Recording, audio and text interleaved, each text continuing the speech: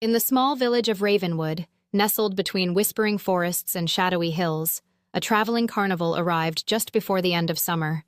One of its attractions was a shabby tent with a sign reading Mr. Jingles's Emporium of Laughter. As the evening approached, the villagers were drawn to the tent by the sounds of happy music and contagious laughter.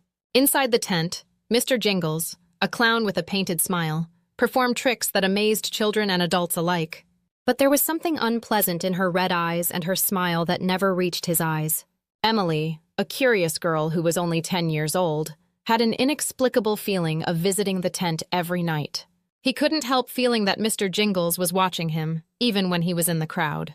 One night, after the show, Emily hid behind a pile of props only to come out when the tent was empty. He saw Mr. Jingles's cheerful expression fade to a predatory look.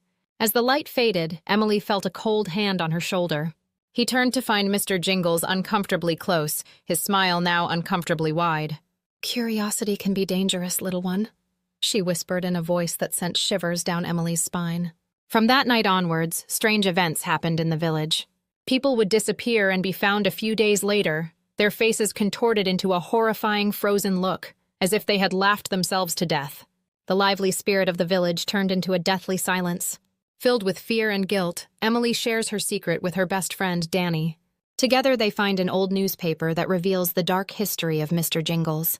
Decades ago, he was part of another carnival where similar disappearances occurred.